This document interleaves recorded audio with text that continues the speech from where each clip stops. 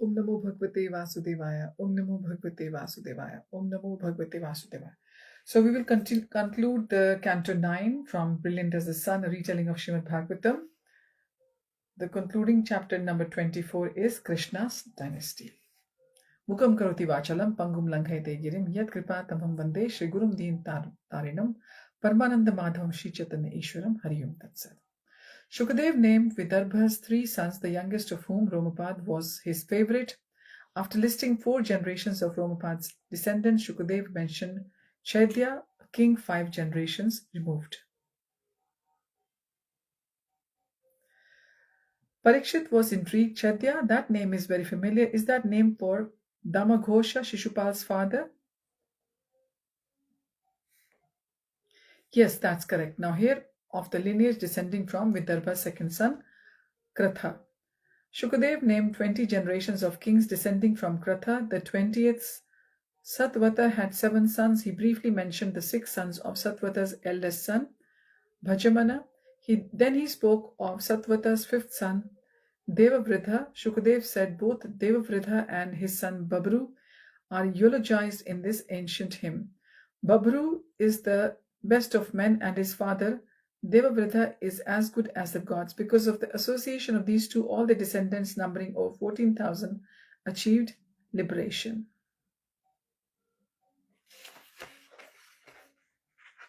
Shukadev next briefly spoke of Satvata's youngest son, King Mahabhoj, who was also an exceedingly religious man and the forefather of the Bhoja dynasty. He then spoke extensively of Satvata's 4th son, Vrishni, in whose dynasty Krishna's father, Vasudev, appeared. 4 generations into Vrishni's lineage were names very familiar to Parikshit. Shatrajit, the father of Krishna's queen Satyabhama, and Shatrajit's brother Prasena. As Shukadev related the names of Parikshit's ancestors, some like Shini, he vaguely remembered hearing about, and others such as Yudhana he remembered well as being one of the Krishna's close associates. In Vrishni's line was the great Swapalka. Parikshit remembered hearing that he had been blessed that no epidemics or droughts would occur when he resided. Once there was no rain for 3 consecutive years in Kashi. The king of Kashi invited Swapalka, and on his arrival the rains came. The Kashi king was so pleased that he immediately offered his daughter Gandhini to Swapalka in marriage. Their son Akrura, Krishna's uncle, was deputed by Kamsa to go to Vrindavan and bring Krishna to Mathura.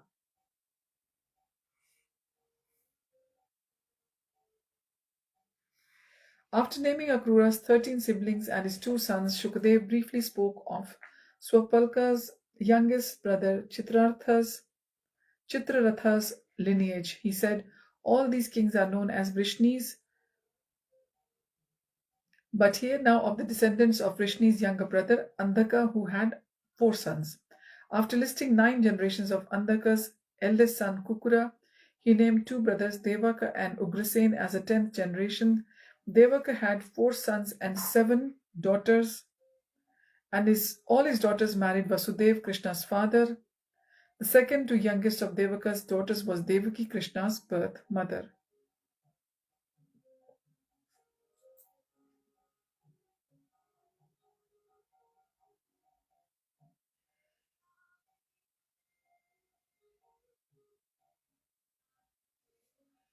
Devaka's brother Ugrasena had 9 sons, the eldest of whom was Kamsa. Ugrasen also had 5 daughters who married Vasudev's younger brothers. Parikshit asked in which dynasty Krishna's father Vasudev was born. Shukadev returned to describing Vrishni's dynasty as it descended through Chitraratha. I already mentioned Chitraratha's son Viduratha. Now hear of his descendants. In the 6th generation coming from Viduratha were 3 brothers, 2 of whom Parikshit immediately recognized, Devamidha and Kritavarma, the chief of Krishna's army.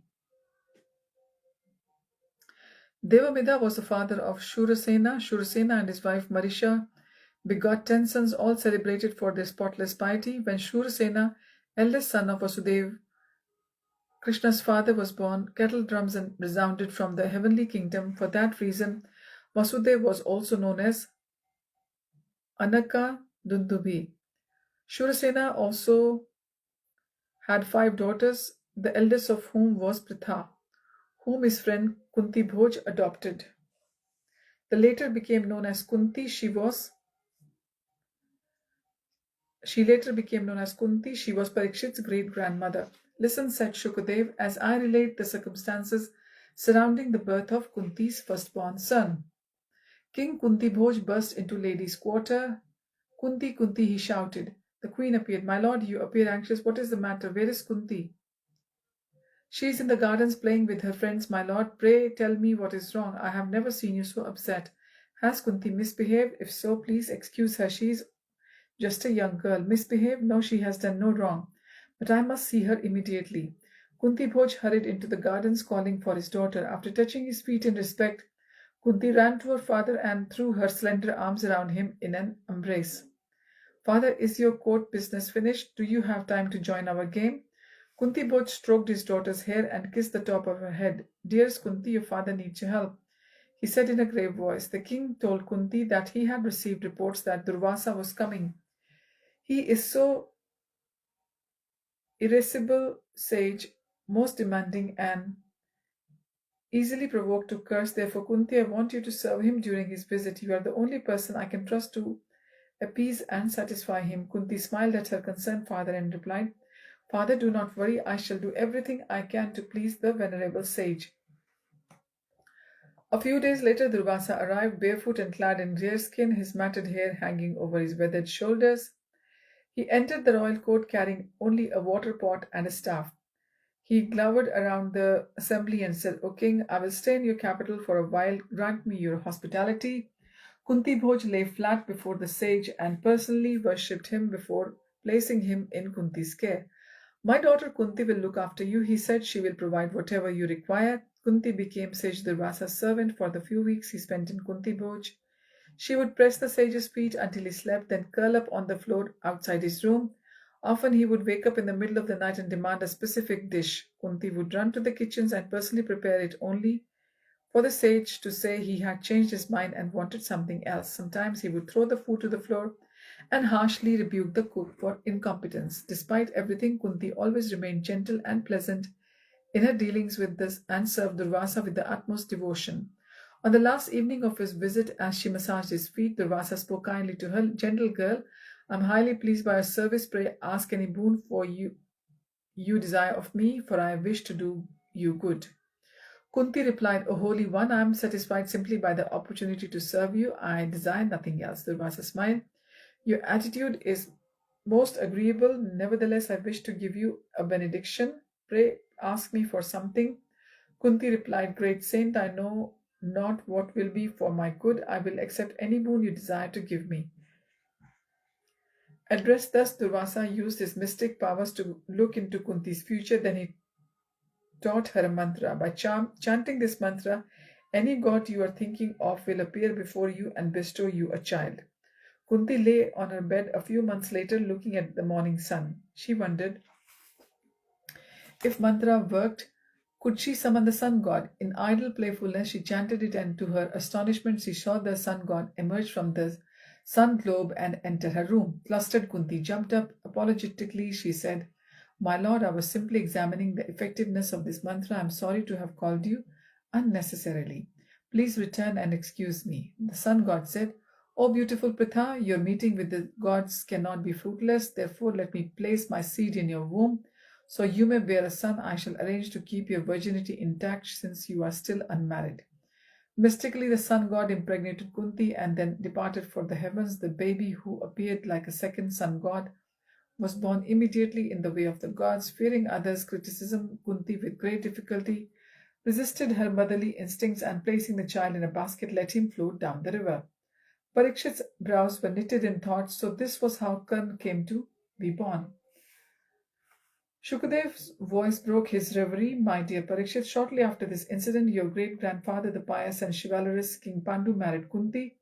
Shukadev continued to list Vasudev's other sisters, their husbands and sons. Among these were Shishupal and Dantavakra. Shishupal and Dantavakra, who had been Hiranyakashipu and Hiranyaksha in their previous lives.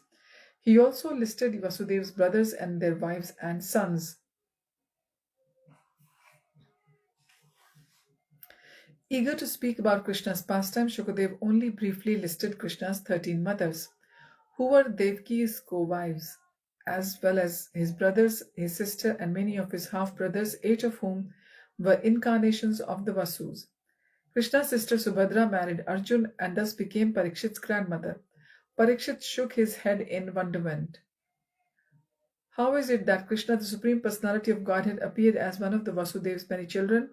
Shukadev said Krishna appears by his own sweet will when religion deteriorates and irreligion increases. He is not obliged to come at such times. It is simply out of his causeless mercy as the supersoul in everyone's heart. He can see the conditioned souls, past, present, and future, suffering, and he comes out of compassion for them.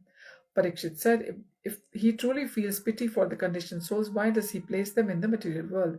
Shukadev became pensive for a few moments before replying. The only reason the Lord creates, maintains, and then annihilates the cosmic manifestation is out of compassion for the living entities. He intends to deliver them from the repeated birth and death and bring them back home to Godhead. But I don't understand why he creates the material world. Without a material creation, there would be no need to deliver the conditioned souls from it. My dear Parikshit, try to understand. We living entities are parts and parcels of Krishna. Therefore, like him, we seek pleasure. Unfortunately, some living entities develop the inclination to enjoy separately from Krishna, so the Lord, out of his great mercy, creates the material cosmos. Parikshit shook his head in protest. How can this be mercy? This be his mercy, pursuing material enjoyment? The conditioned souls simply suffer. Yes, and thus they gradually conclude they cannot truly be happy independently of Krishna. The Lord creates the material world to allow the living entities to voluntarily take up devotional service to him after becoming convinced it is the only way to truly enjoy. Unfortunately, the demonic try to impede the Lord's plan. They usurp the position of the ruling class, which is meant to encourage and facilitate their citizens turning to Krishna, and instead exploit the misled people. Whenever this happens, the Lord arranges for these demonic governments to fight and mutually annihilate each other, thus following his devotees to promote his teachings. The Supreme Lord Krishna even came personally with his brother Balaram and performed wonderful pastimes incomprehensible to Lord Brahma and Shiva. He did all this to show his causeless mercy to those who would become his devotees in Kali Yuga. How did his appearance in Dwapar Yuga help the devotees in Kali Yuga? Asked Parikshit. Simply by remembering his pastimes, devotees in Kali Yuga will be freed of all lamentation and unhappiness. That's why he spoke Bhagavad-Gita to your grandfather Arjun. By applying his teachings, future devotees will be freed of all the pangs of material nature. And this is what exactly we are doing at this moment. People in Kali Yuga may find Krishna's teachings hard to understand, never mind follow. Even so, simply by sincerely hearing and trying to understand them, Krishna's devotees will become purified of their strong desires for material enjoyment. What to speak of his devotees in the future? The good fortune he bestowed on his contemporaries is incalculable. By appearing in his transcendental body, he has delighted all the descendants of Bhoj, Vrishni, Andhak, Madhu, Shursena, Dasharaha, Kuru, Srinjya, and Pandu by his pleasing smiles. His affectionate behavior and uncommon pastimes like the lifting of Govardhan Hill. Among all his contemporaries, his devotees in Vraja were the most blessed. The cowherd boys and girls, the cows and calves, his parents and other village elders were never satiated by seeing his beauty, decorated face. Just picture his glowing cheeks and charming smile, framed by dangling shark-shaped earrings. Both his body and face were festival for the eyes. Why his devotees were so enchanted by his beauty that they became angry with the Creator for creating eyelids, the blinking of which interrupted their vision of Krishna. That's amazing. You say his pastimes were the uncommon and incomprehensible even to Lord Brahma and Shiva. Please tell me about them. The Supreme Personality of Godhead, Lord Krishna, exhibited a wonderful pastimes immediately after his appearance. He left his father Vasudev's house and went to Vrindavan, where he displayed the most enchanting loving exchanges with his intimate devotees. While in Vrindavan, he also liberated many powerful demons by killing them. When he became a youth, he returned to Dwarka where he married highly qualified ladies and begot in them hundreds of sons. He set the highest example of married life by daily performing Vedic sacrifices. He ensured that the burden of the demonic kings was annihilated, but he gave credit to his devotee Arjun. Before ending his pastimes and returning to his transcendental abode, he removed all his powerful family members by creating a misunderstanding between them. Then he gave final instructions on spiritual truths to Uddhav. Shukadev's voice choked with emotion and he fell silent. Evening had fallen at Naimisharanya. Sutta had stopped speaking and the assembly buzzed with excitement. They had reached Krishna's wondrous pastimes. Shukadev had only sketched out a few details and the sages longed to hear more. Surely Parikshit had asked Shukadev to describe them in full. This was the culmination of the Śrīmad Bhagavatam. Birds returning to their nests made raucous clamor in the surrounding trees as the sages slowly rose from their seats and began making their way to the river for their evening ablutions and prayers. They would have to wait until the following morning to discover what had transpired. So this brings us to the end of Canto 10, the Celestial Dynasties. And we've concluded this today on Pashankusha Ekadashi. And hopefully we will start reading from the Canto 10 when it comes out from the writers of the Brilliant as the Sun, a retelling of Śrīmad Bhagavatam. Thank you for joining. Hari Om Tat Sat. Hare Krishna.